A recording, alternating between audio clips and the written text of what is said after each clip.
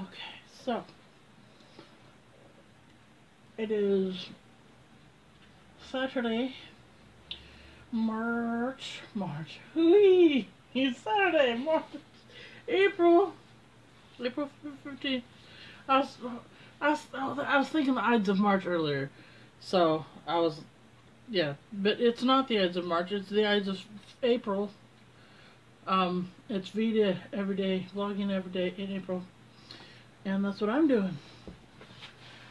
So, I thought about what to talk about today, and I think I'm gonna go ahead and talk about Go, as in Pokemon Go.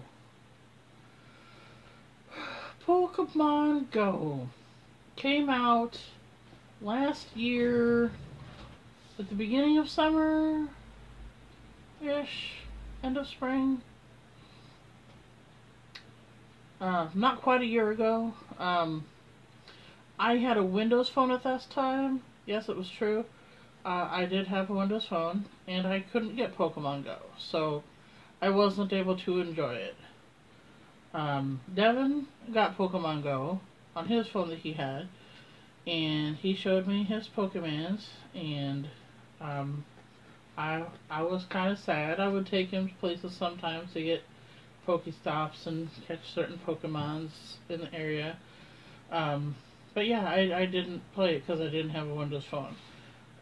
So come December, you know, right when winter's starting, I got new phones for some family members for Christmas.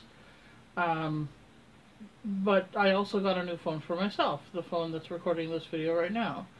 It's a Samsung Jade something or other. I don't know, Galaxy possibly. Something like that. Anyway, it's been a good phone so far. Which is an Android phone, and thus I can play Pokemon Go. So, not too long after I got it and got things going, Devin was like, oh yeah, go download Pokemon Go. I'm like, okay. So I did.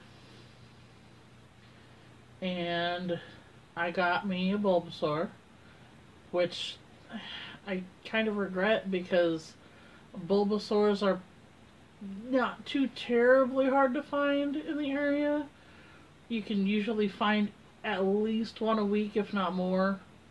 Probably more if you're a more avid player than I am. But yeah, Charmanders are really scarce in the area. At least for me. I've only seen two. And I've got both of them. But anyway, but yeah, I got a Bulbasaur to start with, and he's long gone. I've traded him for a much higher Pokemon, Bulbasaur. So you basically go around. I mean, it's a pretty unique game. It has to use your internet and GPS. And it's like the real life is the playing field for everything. It has this mode where when you're capturing a Pokemon, you can see the Pokemon and whatever's in the background of your camera is where the Pokemon is. So if you've heard pictures or seen pictures of guys with it looks like a guy taking a picture of his crotch, but there's a Diglett Pokemon there. That's one of the jokes. But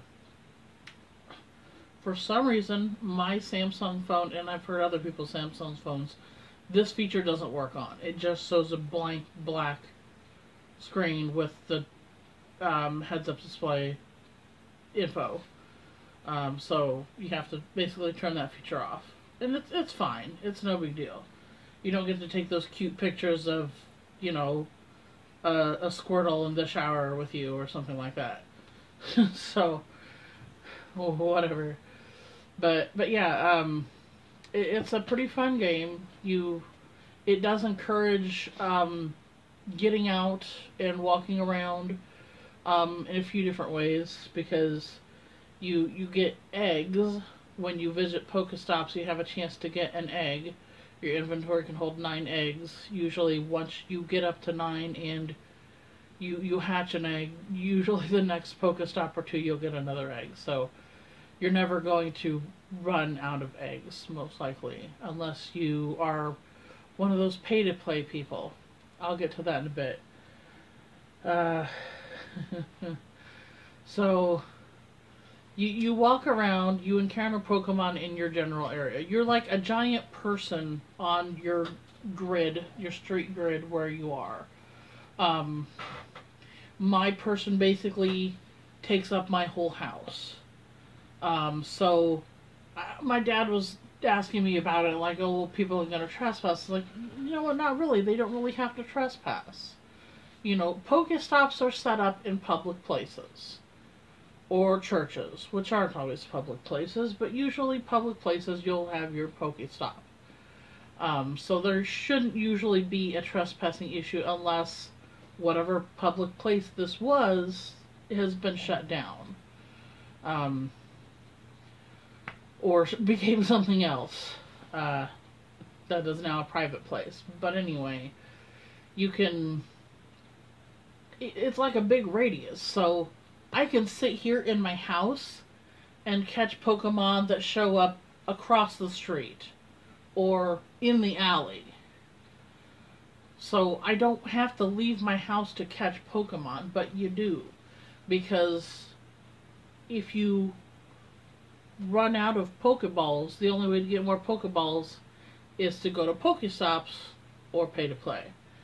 Pokestops, I was just talking about, they are at public places. You can visit them every 5 minutes, which means you approach the Pokestop, get within your range. You don't even have to be at the place. You can be, I think it's like 50 feet of it or something. Isn't that right? Something like that. Maybe even further out, but you can be near the Pokestop and you touch it on your screen. It's blue. It comes into focus. You spin the disc, which is a circular picture of whatever that Pokestop is, or was, if things have changed. And then you get rewards for visiting the Pokestop. If it's your first Pokestop of the day, you'll get several things. Usually Pokeballs, some potions for healing your Pokemon. I'll talk about where you might heal your Pokemon later. It's not really relevant to the beginning of the game. And other things like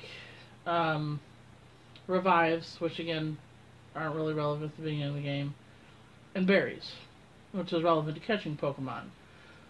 So one of the big things about the whole Pokemon thing, starting with Generation 1 of the original Game Boy series, is you are given a Pokemon and you put that Pokemon to battle other Pokemon to weaken them and catch them.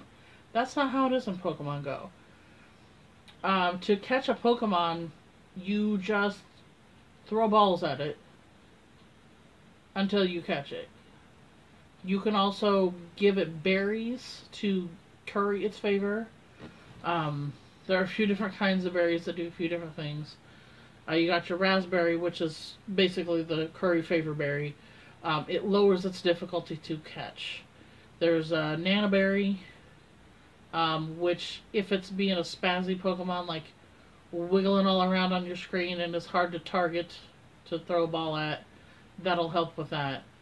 There's also a pineapple berry, which I don't even call it a berry, I just call it a pineapple. That you give Pokemon to make it give you more candy. I'll get to that in a minute. So,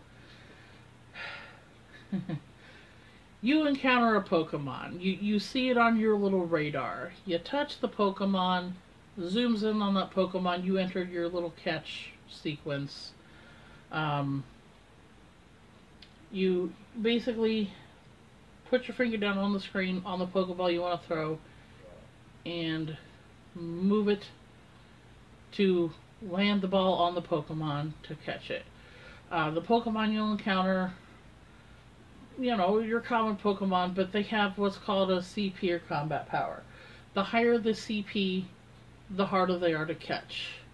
Which means you got a few different kind of balls to choose from. at the point that I am in the game, I got your regular Pokeball, you got a blue ball, gray ball, and a yellow ball, an Ultra Ball. Um, of course, with the ascending name power, they'll be catching the higher CP Pokemon. Um, and your basic Pokemon, like your Pidgey, Rattata, and such, those are really easy to catch usually. And then you got your rarer Pokemon, and then higher CP Pokemon you'll want to use your bigger balls on. You get those as you progress in the game. When you first start, you're not going to see Great Balls or Ultra Balls. You're just going to have your regular Pokeballs and berries to give the Pokemon to make them easier to catch. You can end up spending lots of balls trying to catch a Pokemon depending on how good you are at throwing and how lucky you get. Because there really isn't a way to weaken a Pokemon in this game. You just gotta get lucky and catch it. And there really isn't a trick to it. You just, I guess, gotta be good at flicking your finger and get used to the motion.